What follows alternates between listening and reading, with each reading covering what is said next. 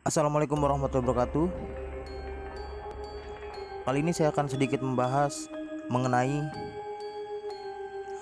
sejarah dan asal-usul Pulau Tidung yang berada di Kepulauan Seribu. Pada tahun 1800-an, Pulau Tidung saat itu sudah dihuni oleh penduduk walaupun jumlahnya masih sedikit. Pulau Tidung terdiri dari dua pulau, yaitu Pulau Tidung Besar dan juga Pulau Tidung Kecil. Konon menurut cerita bahwa pulau yang pertama kali dihuni penduduk adalah Pulau Tidung Kecil. Dengan bertambahnya tahun demi tahun, penduduk semakin bertambah dan barulah hijrah ke Tidung Besar.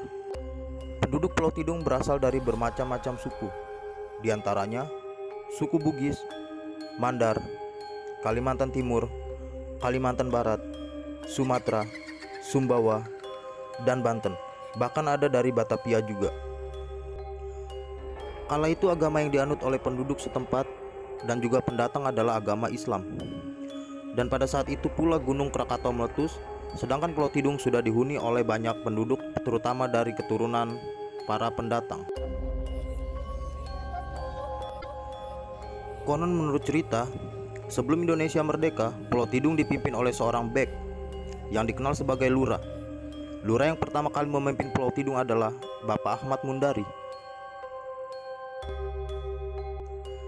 Mata pencarian masyarakat Pulau Tidung mayoritasnya adalah nelayan. Pada zaman Belanda, pulau ini masih bernama Pulau Air Besar. Pada saat itu tempat ini masih belum menjadi tempat wisata dan merupakan pulau yang digunakan untuk mengasingkan orang-orang yang membangkang pada penjajah Jepang.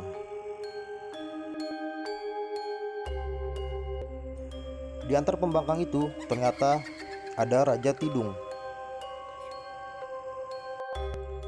Raja Tidung adalah raja yang turut diasingkan dari kerajaan Tidung yang berada di Kalimantan Utara. Identitas raja ini baru terbongkar pada tahun 2011 karena sebelumnya sempat terkubur dalam selama kurang lebih 1 abad. Raja Pandita atau dikenal dengan Raja Tidung merupakan sosok yang menentang keras Belanda. Tidak mudah baginya untuk bisa diajak kerjasama oleh Belanda, yang akhirnya membuat Belanda geram dan membuat Raja Pandita dibuang ke Banjarmasin. Dari sana ia dibawa ke Jepang, Batavia, hingga akhirnya sampai di Pulau Tidung pada tahun 1892. Sayangnya, pada tahun 1898 sang raja meninggal di Pulau Tidung yang keberadaannya jauh dari tanah tempat ia lahir. Kisah ini sempat tersimpan rapi dan tidak diketahui sama sekali oleh masyarakat. Hingga akhirnya pada tahun 2011, berkat perkembangan teknologi informasi, sejarah Pulau Tidung ini pun tersebar di berbagai media, sehingga banyak diketahui oleh masyarakat. Informasi mengenai asal-usul Pulau Tidung bahkan terdengar warga Malinau yang merupakan keturunan suku Tidung, daerah asal kelahiran sang Raja Tidung. Awalnya mereka penasaran dengan nama Pulau Tidung. Kemudian mereka melakukan penelitian yang cukup mendalam hingga melakukan beberapa kali kunjungan ke Pulau Tidung. Kunjungan ini dilakukan oleh perwakilan suku Tidung. Kini terungkaplah kisah Pulau Tidung yang selama ini tersimpan rapi dan tidak diketahui oleh siapapun. Bukti yang memperkuat cerita sejarah ini ialah adanya makam Raja Pandita.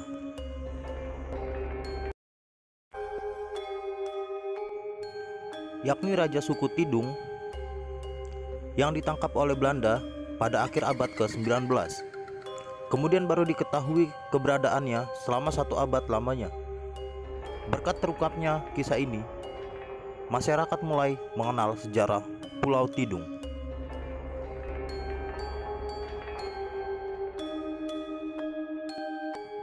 Masyarakat menjadi tahu bahwa suku Tidung, Raja Pandita, dan Pulau Tidung memiliki keterkaitan satu sama lain. Pada tahun 2011, makam Raja Pandita pun dipindahkan dengan menggunakan upacara adat, tradisi kebesaran khas suku Kerajaan Tidung.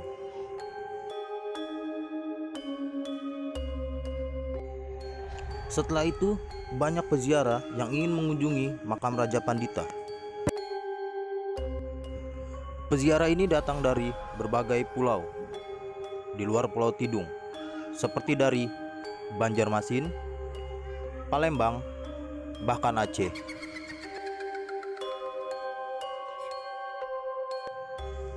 Ini menjadi sebuah keberkahan sendiri setelah terungkapnya kisah tersembunyi di balik nama Pulau Tidung yang selama ini ternyata tidak banyak diketahui orang.